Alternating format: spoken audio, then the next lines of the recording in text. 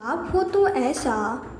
नमस्कार दोस्तों, Sania voice story channel में आपका स्वागत है। हमारी आज की कहानी है बाप हो तो ऐसा।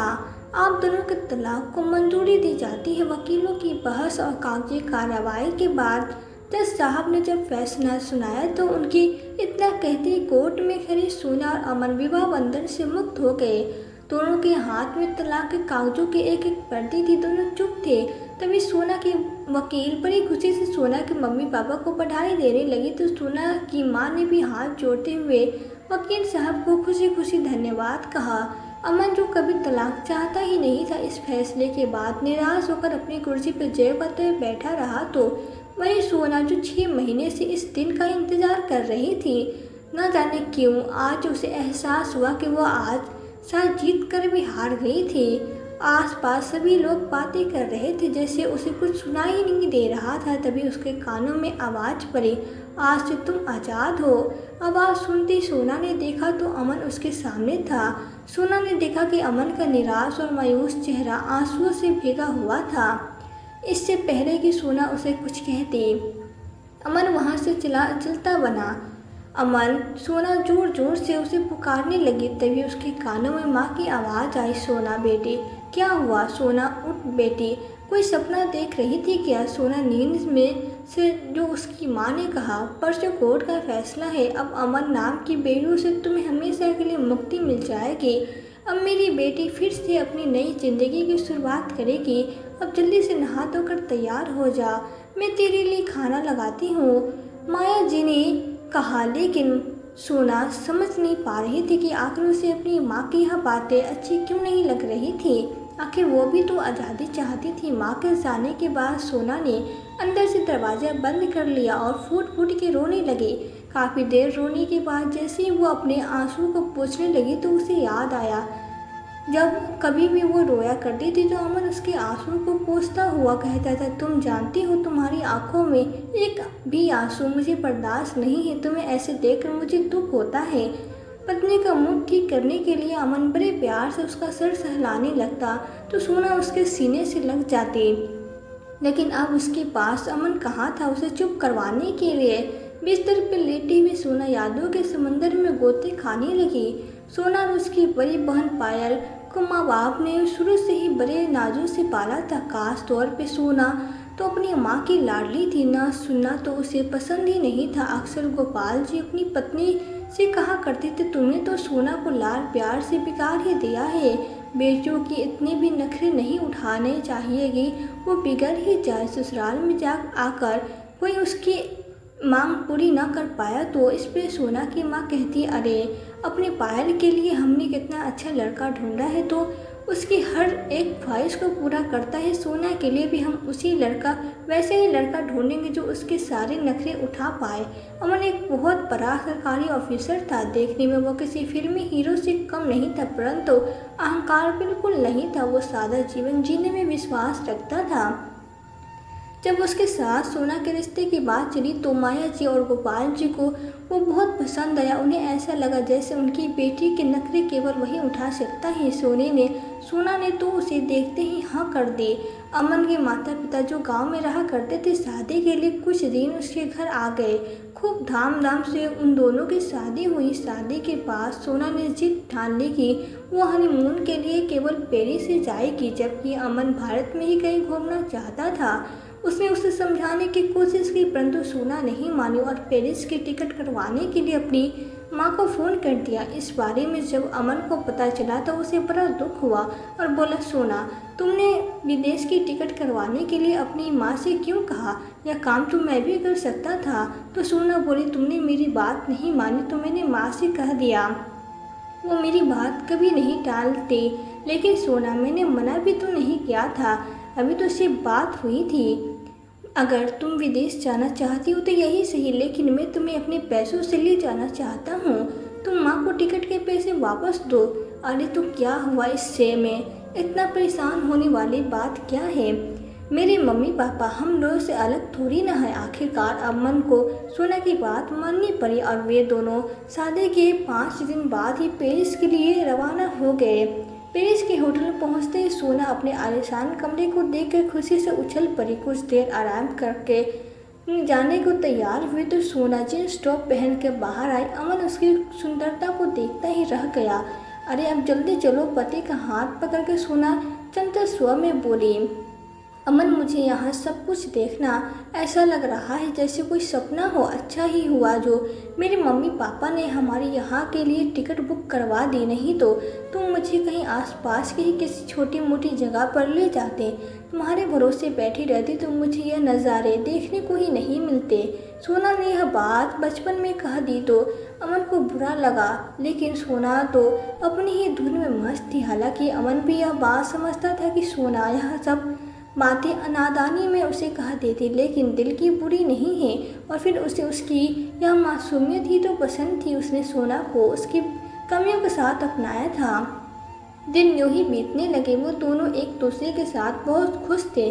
जब वे भारत लौटे तो एयरपोर्ट पर पहुंचते ही उन्हें लेने के लिए माया जी ड्राइवर के साथ गाड़ी लेकर वहां पहुंच गई। अब बोली, आज तुम दोनों हमारे घर पे ही चलो, खाना तैयार है। तो अमन बोला, नहीं माँ जी, घर पे माँ बाबूजी इंतज़ार कर रहे हैं। माँ ने खाना भी बना कर रखा है।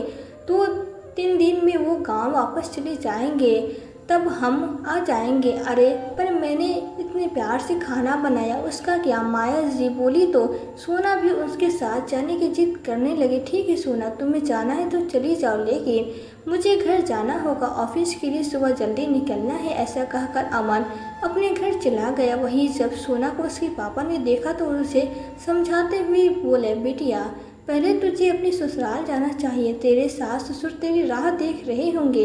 अरे आप भी नहीं, इतने दिनों बाद बेटी आई है, उसे हाल चाल पूछने के बजाय आप उसे वापस जाने को कह रहे हैं।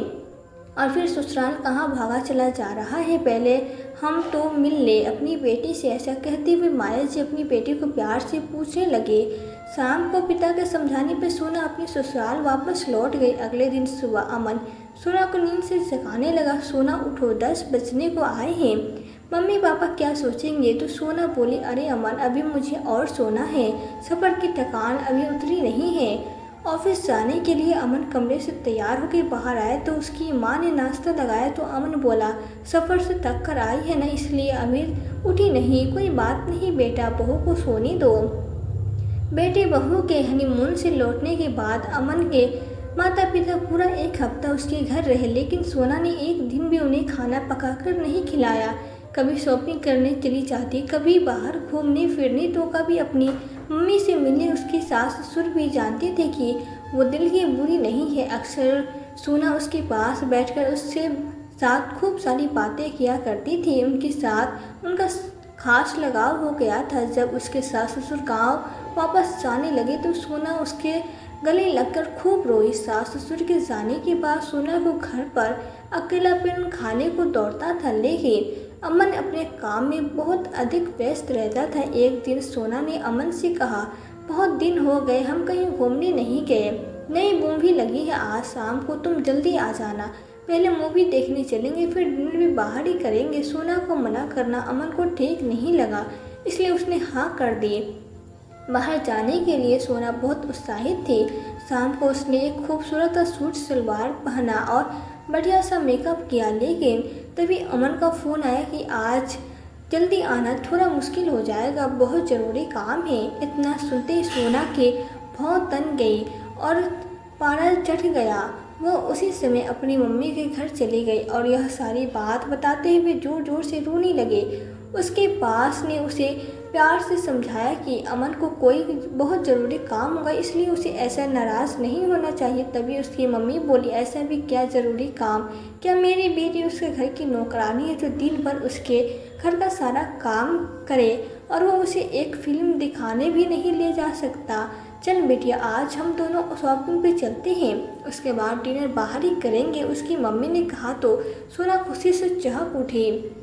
आई लव यू माँ, आप इतना ध्यान रखती हैं मेरी खुशी का, कहती हुए अपनी माँ के गले लग गई। सोना अपनी माँ के साथ शॉपिंग करने चली गई। उधर अमन जल्दी से अपना काम निपटाने लगा, यह सोचकर कि मूवी किसी और दिन देख लेंगे, लेकिन डिनर तो मैं अपनी पत्नी को बाहर ही करवाऊंगा। सोना को सरप्राइज देने के लिए। जैसे ही वो घर पहुंचा तो सोना को घर पे ना देखकर हैरान रह गया। उसने तुरंत उसे फ़ोन किया तो सोना बोली, सॉरी अमन, मैं तो मम्मी के साथ बाहर डिनर करने आ गई हूँ। सुनते ही अमन उदास हो गए। एक बार फ़ोन करके बता तो दिया होता। अरे अमन, मुझे ध्यान नहीं रहा, और वैसे भी तुमने तो मेरा मूड ख़राब करने में कोई कमी नहीं छोड़ी थी। वो तुम मेरी मम्मी है जो मेरा इतना ख्याल रखती है। दोपहर के राजमा चावल पड़े हैं, तुम गर्म करके खा लेना। मैं थोड़ी देर में घर पहुंच जाऊंगी। सोना की यह बात अमन को बहुत बुरी लगी। बिना खाए ही वो बिस्तर पे लेट गया। कुछ देर बाद सोना भी घर लौट आई। अगले दिन अमन जैसे ही ऑफिस जाने लगा तभी सोना बोली, अमन, मेरी तबीयत कुछ ठीक नहीं लग रही। और इतना कहते कहते वो बेसिन की तरफ भागी और उसे उल्टी आ गई। अमन परेशान सा हो गया। सोना, तुम्हारा बाहर का खाना कुछ ज़्यादा ही हो रहा है, शायद उसी कारण अपच की शिकायत हो गई है। मैं ऑफिस बाद में जाऊंगा, पहले तुम्हें डॉक्टर के पास ले चलता हूँ। अमन ने ऑफिस में फ़ोन करके देर से आने की कह दिया और सोना को डॉक्टर के पास ले गया। डॉक्टर ने सोना का चेकअप किया। कुछ देर बाद अमन को केबिन में बुलाया। अमन घबराया हुआ था। सब कुछ ठीक तो है ना डॉक्टर? अमन ने कहा तो डॉक्टर मुस्कुराते हुए बोला, अरे यह चिंता की नहीं, खुशी की बात है, आपकी पत्नी माँ बनने वाली है। इतना सुनते ही अमन की खुशी का ठिकाना न रहा, लेकिन सोना कुछ परेशान सी हो गई। वो दोनों गाड़ी में बैठकर घर पहुंचते तो सोना बोली, अमन, मैं भी बच्चा नहीं चाहती थी। अमन उसकी बात सुनकर हैरान रह गया और फिर उसे प्यार से समझाता हुआ बोला, सोना, अभी तो तुम यह बात कह रही हो, लेकिन जब हमारा बच्चा इस दुनिया में आएगा तब तुम ही उस पर सबसे ज़्यादा प्यार लुटाओगे, मुझे भी भूल जाओगे। इसके आने पर अमन के समझाने पर सोना के चेहरे पे एक हल्की सी मुस्कान आ गई और पति के कंधे में सर रखकर कुछ देर यूं ही बैठी रही। जब से अमन को यह खुशखबरी मिली थी तब से उसकी पूरी कोशिश रहती कि सोना पर किसी चीज़ का तनाव न हो। उसे आराम देने के लिए अमन ने एक फुल टाइम मेड भी लगवा दी। अभी एक सप्ताह ही बीता था कि सोना के पास उसकी एक सहेली का फ़ोन आया। कुछ दिन इधर उधर की बातें करने के बाद सोना ने उसे बताया कि वो माँ बनने वाली है। तो यह सुनकर उसकी सहेली हैरानी से बोली, वाट सोना, तुम इतनी बड़ी बेवकूफ़ कैसे हो सकती हो? अभी तो तुम्हारी शादी हुई है, लाइफ एंजॉय करने का समय था और तुम इन सब झमेले में फंस गई। एक बार तेरा बच्चा इस दुनिया में आ गया, फिर तेरी अपनी आज़ादी तो गई। सहेली की बात सुनकर सोना बोली, अरे यार, क्या बताऊँ, मैं भी अभी इन सब बातों में फंसना नहीं चाहती थी, पर अब क्या करूँ, मुझे कुछ समझ में नहीं आ रहा। अमन तो यह बात सुनकर इतना खुश है कि मैं बता ही नहीं सकती। अरे यार, इन आदमियों का क्या है, फर्क तो एक औरत की ज़िंदगी भी पड़ता है, पूरे शरीर का बैलेंस बिगड़ जाता है, ज़िंदगी उथल पुथल हो जाती है। मेरी मान, अभी देर नहीं हुई, अभी तो इस परेशानी से छुटकारा पा सकती है। फ़ोन रखने के बाद सोना सोच में पड़ गई। कभी तो उसे अमन की खुशी का ख्याल आने लगता तो कभी अपनी आज़ादी ज़िंदगी के बारे में सोचने लगती। बहुत देर सोचने के बाद आखिरकार वह एक निर्णय पर पहुंच गई। अपनी माँ को फ़ोन लगाया। सारी बात बताते हुए उसने एक बार स्पष्ट कर दी कि वह यह बच्चा नहीं चाहती। तो उसकी माँ ने भी उसका साथ देते हुए कहा, तुम वही करो जिसमें तुम्हारी खुशी हो, मैं तुम्हारे हर फैसले में तुम्हारे साथ हूँ। शाम को जब अमन घर लौटा तो सोना ने कहा, अमन, मैंने फैसला कर लिया है। सोना की बात सुनकर अमन उसे हैरानी से देखने लगा। किस बात का फैसला? सोना, यही कि मैं अभी बच्चा नहीं चाहती। अमन को ऐसा लगा जैसे उसके कानों में किसी ने शीशा घोल दिया हो। तुम ऐसा सोच भी कैसे सकती हो? अरे एक माँ तो ममता की मूरत होती और तुम इतनी कठोर हो गई कि अपनी ही नन्ही सी जान का गला घोटने को तैयार हो गई। फिर अमन ने अपने गुस्से पे काबू किया और बड़े प्यार से उसे समझाता हुआ बोला, देखो सोना, इस बच्चे की सारी जिम्मेदारी सिर्फ तुम्हारी नहीं होगी। जब वो रात को जागाएगा तो मैं उठकर उसका ख्याल रख लूँगा, कपड़े गंदे करेगा तो डायपर भी बदल दूँगा, भूख लगेगी तो दूध की बोतल भी तैयार कर दूँगा। कम ऑन अमन, मुझे इमोशनली ब्लैकमेल करने की कोई ज़रूरत नहीं है। मेरे डॉक्टर से बात हो चुकी है, कल हम लोग डॉक्टर के पास चलेंगे इस बच्चे से छुटकारा पाने के लिए। तभी अमन जोर से चिल्लाया, तुम सोच भी कैसे सकती हो, इस काम में मैं तुम्हारा साथ दूंगा। तभी सोना बोली, अमन, मैंने तुम्हें बताना था तो बता दिया, अब तो तुम चलो या ना चलो, वो तुम्हारी अपनी कानूनी तौर पे मुझे यह फैसला लेने का पूरा हक है कि मैं अपना बच्चा रखूं या ना रखूं। अमन गुस्से से कांपता हुआ बोला, सोना, इस बच्चे पर जितना हक तुम्हारा है उतना ही हक मेरा भी है। तो इसकी ज़िंदगी का फैसला तुम अकेले कैसे कर सकती हो? अमन, मैं अब किसी बहस में नहीं पड़ना चाहती। मैंने जो तय कर लिया सो कर लिया। इतना कहकर सोना बिस्तर पर जाकर सो गई, लेकिन अमन की आंखों से नींद गायब हो गई। बड़ी मुश्किल से उसने वो रात काटी और अगले दिन सुबह सोना के घर फ़ोन कर दिया। उस समय सोना के पापा घर पे थे। उन्होंने फ़ोन उठाया तो अमन ने उन्हें सोना की माँ बनने की बात बताई। तो वो बोले, अरे यह तो बड़ी खुशी की बात है, लेकिन पापा, यही बात आपकी बेटी समझने को तैयार ही नहीं है। वह इस बच्चे को दुनिया में ही नहीं लाना चाहती। सोना के पापा ने उसे फ़ोन पे बहुत समझाया, लेकिन वो अपना फैसला बदलने को तैयार नहीं थी। थोड़ी देर में तैयार होकर अपना पर्स उठाते हुए सोना बोली, अमन, तुम मेरे साथ चल रही हो या नहीं? लेकिन अमन कुछ नहीं बोला। तो ठीक है, मैं अस्पताल जा रही हूँ, मुझे तुम्हारा इंतज़ार रहेगा। अगर तुम नहीं आए तो मैं समझ जाऊंगी कि तुम मुझसे कोई रिश्ता नहीं रखना चाहते हो। उसके बाद मैं कभी यहाँ नहीं आऊँगी। सोना अस्पताल पहुँची तो उसकी मम्मी वहाँ उसका इंतज़ार कर रही थी। सारी तैयारी हो चुकी है, कुछ ही देर में उसका ऑपरेशन करवा दिया गया। इस बात का पता चलने पर थोड़ी देर में उसके पापा भी वहाँ पहुँच गए। ऑपरेशन थिएटर से बाहर आई तो सोना इधर उधर देखने लगी। अमन कहीं नहीं था। उसने उसे फ़ोन लगाने की कोशिश की, लेकिन उसने फ़ोन नहीं उठाया। इतनी भी क्या नाराज़गी जो फ़ोन पर तक बात नहीं कर रहा मुझसे, सोना ने कहा। तो उसके पापा बोले, बेटी, जो हरकत तुमने की है ना, अगर कोई और होता तो बात करना दूर तुमसे नाता ही तोड़ लेता।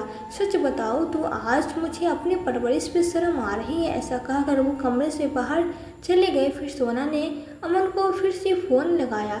बहुत बार फ़ोन करने के बाद उसने फ़ोन उठाया तो बोला, अब क्या बताने के लिए फ़ोन किया है कि तुमने हमारे प्यार की निशानी को हम इस दुनिया में आने से पहले ही ख़त्म कर दिया।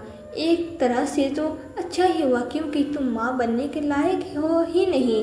तुम क्या जानो माँ की ममता क्या होती है। यह सुनकर सोना रंधी आवाज़ में बोली, अमन, मुझे लेने कब आओगे? हम बैठकर अपने मनमुटाव को सुलझा लेंगे। नहीं सोना, अब तुम हमारे बीच बात करने को कुछ बचा ही नहीं। तुम्हें अब आना हो तो आ जाना, पर मैं तुम्हें लेने नहीं आऊँगा। इतना कहकर अमन ने फ़ोन रख दिया तो सोना की आंखों में आंसू फूट पड़े कि आखिर उसकी हर मांग पूरी करने वाला उसका पति इतना कठोर कैसे हो गया। तभी उसकी मम्मी कमरे में अंदर आई तो उसे ऐसे रोते देखकर बोली, क्या हुआ बेटी, मेरे ऐसे क्यों रो रही है? मम्मी, अमन मुझसे बहुत गुस्सा है, कहते हैं कि अब मुझे लेने नहीं आएंगे। क्या मैंने इतना बड़ा गुनाह कर दिया? इतना बोलते बोलते वो अपनी माँ के गले लगकर सुबकने लगी। उसकी माँ उसके आंसू पोंछते हुए बोली, किसने कहा कि तुम दोषी हो? तुमने कोई गलत काम नहीं किया। मैं हमेशा तुम्हारे साथ हूँ। अपनी माँ की यह बात सुनकर सोना को पूरा विश्वास हो गया कि उसने एकदम सही फैसला लिया है। अमन यूं ही राय का पहाड़ बना रहा है। सोना अपनी माँ के साथ अपने मायके में आ गई। मायके में रहते हुए हर पल अपने पति के आने का इंतजार कर रही थी, लेकिन न तो अमन उसे लेने आया, न ही उसने कोई कॉल या मैसेज किया। दिन बीतने के साथ साथ सोना की बेचैनी बढ़ती जा रही थी। अपने मोबाइल फ़ोन से अमन के साथ खुद ही फ़ोटो देख कर वो रोती जा रही थी। तभी उसके पापा उसके पास आए और बोले, बेटी, मैं जानता हूँ कि तू अमन से बहुत प्यार करती है। उसके बिना एक एक पल काटना तेरे लिए मुश्किल हो रहा है। तू उसे फ़ोन क्यों नहीं कर लेती? अगर तू एक कदम आगे बढ़ाएगी तो तुझे पूरा यकीन है कि वो तुझे लेने आ जाएगा। क्यों पापा, मैं फ़ोन क्यों करूँ? आखिर मैंने ऐसा भी कौन सा गुनाह कर दिया? गुस्से में आकर सोना बोली तो उसके पापा ने कहा, जब तुम अपनी जिद छोड़नी ही नहीं चाहती तो फिर दिन भर अपने आप को कमरे में बंद करके क्यों रखती रहती हो? इतना सुनते सोना बोली, आखिर कैसे पिता हैं आप? मेरी परेशानी भी आपको नज़र नहीं आती। हमेशा आप मुझे गलत ठहराते रहते हो। सही कहा बेटी, तुमने, कैसा बाप हूँ मैं जो अपनी बेटी को इतना भी नहीं समझा सका कि क्या सही है और क्या गलत। और वैसे तुम क्या जानो माँ बाप के लिए संतान क्या मायने रखती है। तुमने तो अपनी ही संतान का इतना कहते कहते उसके पापा चुप हो गए और कमरे से बाहर निकल आए। अपने पिता की बात सुनकर सोना को ऐसा लगा जैसे उसके मुंह पर किसी ने एक करारा तमाचा जड़ दिया हो। गोपाल जी जानते थे कि उसका दामाद बहुत समझदार है, इसलिए अपनी बेटी के रिश्ते को बचाने के लिए उन्होंने अमन को फ़ोन लगाया। बेटा, मैं जानता हूँ कि तुम्हें कुछ कहने का मेरा कोई हक तो नहीं है। मेरी बेटी के करतूतों ने यह हक मुझसे छीन लिया है, लेकिन फिर भी उसकी हरकत के लिए मैं तुमसे माफ़ी मांगता हूँ। मैं जानता हूँ सोना जिद्दी है, परंतु यह भी सच है कि वो तुमसे बेइंतहा प्यार करती है। मैं हाथ जोड़कर गुजारिश करता हूँ कि इस बार रिश्ते को फिर एक और मौका दो। नहीं पापा, आप यह कैसी बातें कर रही हैं? मैंने तो सोना से कहा था कि यह घर उसका है, वो जब मर्जी आ सकती है। फिर भी यदि आप कहते हैं तो मैं एक बार फिर से उससे बात करूँगा। अगर मेरे बात करने से हमारा रिश्ता सुधरता है तो ऐसा करने में मुझे कोई हर्ज नहीं है। थोड़ी देर में अमन ने सोना को फ़ोन लगाया तो अमन की कॉल देखकर सोना के चेहरे पे मुस्कुराहट आ गई। उसने झट से फ़ोन उठाया तो दूसरी ओर से आवाज़ आई, हेलो सोना, कैसी हो तुम? थोड़ा गुस्सा दिखाते हुए सोना बोली, इतने दिनों बाद तुम्हें आज मेरी याद आई है। तुमने तो यह जानना तक जरूरी नहीं समझा कि मेरी तबीयत ठीक है या नहीं। अच्छा बताओ, कैसे फ़ोन किया? तो अमन बोला, सोना, जो हो गया सो हो गया। अब अपना गुस्सा भूल कर अपने घर वापस आ जाओ। अगर तुम कहो तो मैं शाम को तुम्हें लेने आ जाऊंगा। तभी सोना बोली, मुझे चलने में कोई परेशानी नहीं है, लेकिन मैं यह नहीं चाहती कि दोबारा से हमारे बीच कोई मनमुटाव पैदा हो। क्या मतलब? मैं समझा नहीं।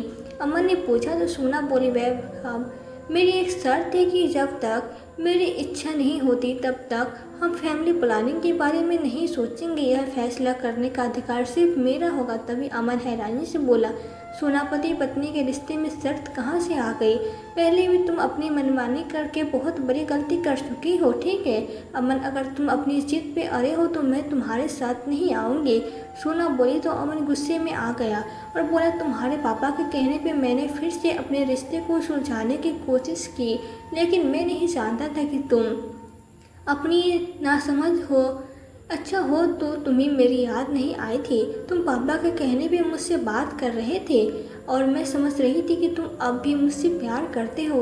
अब तो मैं हरगिज़ तुम्हारे साथ नहीं आऊँगी। इतना कहकर सोना ने फ़ोन पटक दिया और ज़ोर से चिल्लाते हुए बोली, पापा पापा कहाँ हैं आप? तभी उसकी माँ दौड़ती हुई आई और बोली, क्या हुआ बेटे, क्यों चिल्ला रही हो? मम्मी, आखिर पापा चाहते क्या है? अगर मैं उन्हें बोझ लग रही हूँ तो मैं यह घर भी छोड़कर चले जाऊँगी। तभी गोपाल जी भी वहाँ आ गए तो सोना गुस्से में बोली, आखिर मुझसे पूछे बिना आपने अमन को फ़ोन क्यों किया?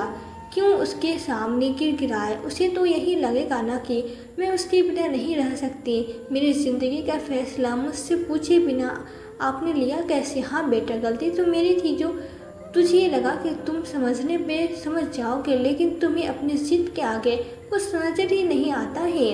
अगर इतना ही घमंड है तुझे तो जियो अपनी ज़िंदगी अपने हिसाब से। अब मैं कुछ नहीं कहूँगा। इतना कहकर गोपाल जी अपने कमरे में चले गए तो सोना गुस्से में चिल्लाती बोली, हाँ हाँ, मैं भी बता दूंगी अमन को कि मैं उसके बिना बड़े आराम से जी सकती हूँ। न जाने क्या समझता है वो अपने आप को। माँ, आप वकील से बात कीजिए, मैं तलाक के पेपर्स रेडी करवाइए। अब मैं उसके साथ नहीं जी सकती। तलाक की बात सुनकर उसकी माँ ने उसे आराम से बैठाया और बोली, बेटा इतना गुस्सा अच्छी बात नहीं है, थोड़े ठंडे दिमाग से काम लो। कहीं ऐसा न हो कि इस फैसले के बाद तुम्हें पछताना पड़े। नहीं माँ, यह मेरा आखिरी फैसला है। लेकिन बेटी, तुम्हारी फ़ोन पर बात हुई क्या, यह तो बताओ, माया जी ने पूछा तो सोना ने अमन से हुई सारी बात बता दी। तो माया जी बोली, ठीक है बेटी, अगर अमन ही कुछ सुलझाना नहीं चाहता तो हम वकील से बात करते हैं। जो मेरी बेटी चाहे कि वही होगा। कुछ ही दिनों में अमन के पास तलाक के कागज़ पहुंच गए। जैसे उसने वो कागज़ पढ़े तो उसकी हैरानी का ठिकाना न रहा। उसे ऐसा लगा जैसे पूरी धरती हिलने लगी है। सारी पुरानी बातें उसके जहन में आने लगी और उसका सिर चकराने लगा।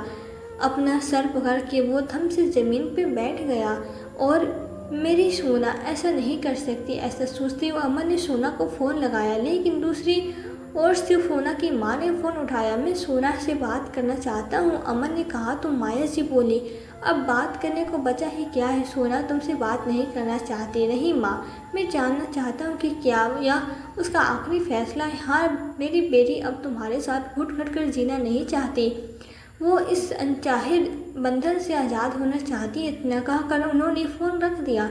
दिन यूं ही बीतते गए। एक दिन अपने कमरे में उदास बैठी सोना का मन हुआ तो उसने अपनी बड़ी बहन पायल को फ़ोन लगा दिया। बातें करते हुए पायल बोली, मुझे क्या बताऊँ सोना, भूख और प्यास के मारे मेरी जान ही निकली जा रही है। तो सोना हैरान होते हुए बोली, अरे तो खाना क्यों नहीं खाया। ओहो सोना, क्या तुम नहीं जानती आज करवा चौथ है और मैंने तेरे जीजू के लिए व्रत रखा है। अरे तेरे जीजा जी ने मुझे मेरी पसंद की एक खूबसूरत साड़ी खरीद कर दी है। सुबह जब मैं सज धज कर तैयार हुई तो तेरे जीजा जी आशिक बने बस मुझे देखते ही जा रहे थे। पता है रात को हम किसी अच्छे से रेस्टोरेंट में डिनर करने जाने वाले हैं। करवा चौथ का नाम सुनते ही सोना के हाथ में मोबाइल छूट गया। भूखी प्यासी होते हुए भी उसकी बहन कितनी खुश लग रही थी। लेकिन लकी है पायल, सोना के मुंह से अचानक निकला। फिर याद आया, खुशकिस्मत तो मैं भी थी। पिछले साल करवा चौथ पे मैं कितनी उदास थी। मेरे लाख मना करने पर भी अमन ने मेरे लिए करवा चौथ का व्रत रखा था। सुबह सुबह उठकर उन्होंने मेरी पसंद के व्यंजन बनाकर तैयार कर दिए थे। हम दोनों ने एक साथ बैठकर सड़की खाई थी। सारा दिन भूखे प्यासे रहे थे, वो भी मेरे साथ, और रात को 5 स्टार होटल में डिनर कराने के लिए ले गए थे। सोचते सोचते सोना के चेहरे पे एक मुस्कान आ गई, लेकिन अगले ही पल उसकी आंखों से झरझर आंसू बहने लगे। दिल के किसी कोने में उसे कहीं न कहीं अपनी गलती का एहसास हो रहा था। उसका दिल किया कि अभी अमन को फ़ोन करके अपने किए की माफ़ी मांग ले। तभी बाहर से उसकी माँ की आवाज़ आई, सोना देख तो कोई लेटर आया है। सोना ने खोल कर देखा तो उसमें अमर के साइन किए हुए तलाक के कागज़ थे। उसके मन में जज्बातों का तूफान उमड़ आया। अमर ने साइन कर दिया, इसका मतलब वो भी अब इस रिश्ते से छुटकारा चाहता है। मैं ही पागल थी जो उससे बात करने की कोशिश सोच रही थी। ठीक है, अगर उसे मेरी परवाह नहीं तो मैं क्यों उसे फ़ोन करूँ। गुस्से में आकर उसने मोबाइल बिस्तर पे पटक दिया। दिन यूं ही बीतने लगी। एक दिन सोना बाजार गई तो उसे अपनी सहेली मिली। उसे अपनी सहेली पहले से कुछ अदली बदली सी दिखाई दी। उसका वजन भी कुछ बढ़ गया था। पूछने पर उसकी सहेली ने बताया कि वो माँ बनने वाली है। यह सुनकर सोना के होश उड़ गए, क्योंकि इसी सहेली ने उसे बच्चे से के चक्कर में न पड़ने की सलाह दी थी। फिर स्वयं को संभालते हुए सोना बोली, क्या लेकिन तू तो मुझे सलाह दी थी कि अभी इस झंझट में पड़ने की ज़रूरत नहीं है, और अब तू ही। हाँ सोना, वो क्या है ना, अब नहीं हो तो 1 साल बाद हमें अपने परिवार बढ़ाने के बारे में सोचना ही था, तो अब क्यों नहीं। इतना सुनते ही सोना का दिमाग जैसे सुन्न हो गया। इसके बाद वो कुछ न बोल पाई और सीधा घर वापस आ गई। दिमाग में विचारों को तूफान जोर मारने लगा। आज पहली बार उसे अपनी गलती का एहसास हो रहा था। थोड़ी देर में उसकी माँ उसके पास आई और बोली, बेटी एक बहुत बड़ी खुशखबरी है। वकील साहब का फ़ोन आया था। 2 दिन बाद कोर्ट की हेयरिंग में तुम्हारे तलाक को मंजूरी दी जाएगी। जब तुम उस जेल से आज़ाद हो जाओगी तो मैंने तुम्हारे लिए एक अच्छा लड़का बड़े ही ऊंचे घराने से देखा है, तुम्हें अपनी पलकों पे बैठा कर रखेगा। माया जी ने कहा तो सोना जोर से चिल्लाई, मम्मी मुझे दोबारा शादी नहीं करनी, भगवान के लिए मुझे अकेला छोड़ दो। दोपहर से रात हो गई, लेकिन सोना बस मोबाइल में अमन की तस्वीर देखती ही जा रही थी। तभी उसके पिता गोपाल जी उसके कमरे में आए और उसके सर को सहलाने लगे। सोना ने अपने पापा के स्पर्श को महसूस किया तो उसके गले लग गई और उसकी रुलाई फूट पड़ी। तभी गोपाल जी बोले, बेटी आज तू इतनी दुखी क्यों है। तुझे तो खुश होना चाहिए, जो तू चाहती थी आखिर वही तो हो रहा है। आप सही कहते थे, मेरी जिद और अहंकार ने मुझे एकदम अकेला कर दिया। इतना दुख दिया मैंने उस इंसान को जिसने हर हाल में मेरा साथ दिया। अब तो मुझे खुद पे ही घिन आने लगी है। काश तू यह बात पहले समझ जाती बेटा। तुझे ऐसे देखकर मेरे दिल पे क्या बीत रही है यह मैं ही जानता हूँ। बेटी विवाह को एक गठबंधन है जो दो लोगों को एक डोर से बांधता है। अमन ने तो उस डोर को मजबूती से थामे रखा, लेकिन अफसोस तुम उसे संभाल नहीं पाए। अब तुम अपनी पूरी कोशिश करो इस रिश्ते को संभालने की, और अब की बार अमन के साथ अपने रिश्ते को ऐसे गांठ में बांधना कि वह खुलने से भी ना खुले। अपने पिता की बात सुनकर समझ में आ गए। उसने तुरंत अमन को फ़ोन किया, लेकिन बेल जाती रही, किसी ने फ़ोन नहीं उठाया। 2-3 बार कोशिश करने के बाद भी जब कोई जवाब नहीं आया तो सोना ने तय कर लिया कि वो अगले दिन अमन से मिलने जाएगी। अगली सुबह वो तैयार होकर अमन के ऑफिस में पहुंच गई, लेकिन वहां जाकर मालूम चला कि अमन किसी ज़रूरी मीटिंग में है। सोना वहीं बैठकर उसका इंतज़ार करने लगी। हालांकि सेक्रेटरी ने अमन को बता दिया था कि सोना मैम आपसे मिलने आई है, लेकिन अमन उससे मिलने नहीं आया। देखते ही देखते 3 घंटे बीत गए। मीटिंग खत्म होने के बाद सोना अंदर गई। उसकी आंखों की लाली देखकर अमन समझ गया था कि वो बहुत देर तक रोई है। कांपते स्वर में सोना बोली, वो क्या हम अपने इस रिश्ते को एक मौका और दे सकते हैं? कहते कहते हुए फिर से रो पड़ी तो अमन बोला, सोना शादी विवाह तुम्हारे लिए गुड्डे गुड्डियों का खेल होगा, लेकिन मेरे लिए नहीं। तुम्हारे जाने के बाद मैं अंदर तक टूट चुका था, अब बड़ी मुश्किल से संभला हूँ। माफ़ करना सोना, अब हमारा एक होना नामुमकिन नहीं है। सोना बहुत रोई गिड़गिड़ाई, लेकिन अमन नहीं माना। जो अमन अपनी पत्नी की आंखों में एक आंसू तक बर्दाश्त नहीं कर सकता था, आज उसके फूट फूट के रोने पर भी उस पर कोई असर नहीं हो रहा था। मैं चलता हूँ, मेरी दूसरी मीटिंग है, कहकर अमन तेजी से कदम बढ़ाता हुआ वहाँ से चला गया। सोना उसके इस व्यवहार से दंग रह गई। अपनी गाड़ी में बैठकर अमन खूब रोया। उसकी आंखों के सामने अपनी पत्नी सोना को मुरझाया हुआ चेहरा बार बार आ रहा था। आखिर कैसे वो इतना पत्थर दिल हो गया? खुद को शांत करके उसने सोना के पिता गोपाल जी को फ़ोन किया और बोला, क्यों पापा, आपने मुझे ऐसा करने को क्यों कहा? अपनी सोना को मैंने इतना दिल दुखाया दिया, जबकि उसकी आंखों में पेशाब मुझे साफ नज़र आ रहा था। तभी गोपाल जी बोले, बेटा मैं जानता हूँ कि उसे अपने के पर पछतावा है, लेकिन मैं चाहता हूँ कि उसे अपने रिश्तों की कदर हो। अगर मैं उसका पिता हूँ तो तुम भी मेरी बेटी हो, और मैं तुम्हें दोबारा यूँ टूटते हुए नहीं देखना चाहता। अगर उसे सब कुछ आसानी से मिल गया तो वो उसकी कीमत नहीं समझ पाएगी। मैं तुमसे वादा करता हूँ, अब जो सोना तुम्हारे पास आएगी वो रिश्तों की कदर करना जानती होगी। शायद सोना आ चुकी है, मैं फ़ोन रखता हूँ।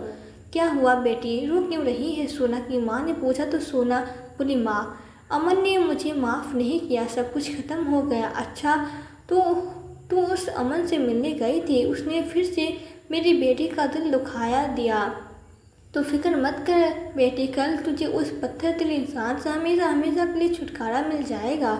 उसकी माँ ने गुस्से में आँख बबूला होते हुए कहा। तो गोपाल जी के सब्र का बांध टूट गया। बस माया, बहुत बहका लिया तुमने मेरी बेटी को। मैंने तुझे हैरानी है, तुम अपने आप को उसकी माँ कहती है, और एक माँ तो अपनी बेटी को परिवार में रहना सिखाती है, और यहाँ तुम उसकी ज़िंदगी बर्बाद करने पर तुली हो।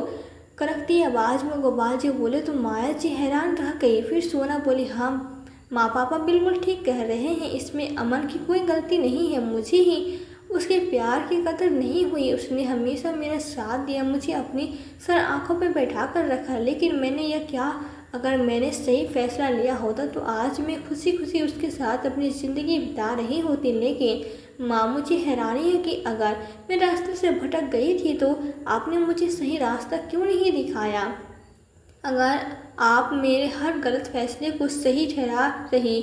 सोना बोलती जा रही थी और उसकी माँ किसी गुनहगार की तरह नज़रें झुकाए सब कुछ सुनती जा रही थी।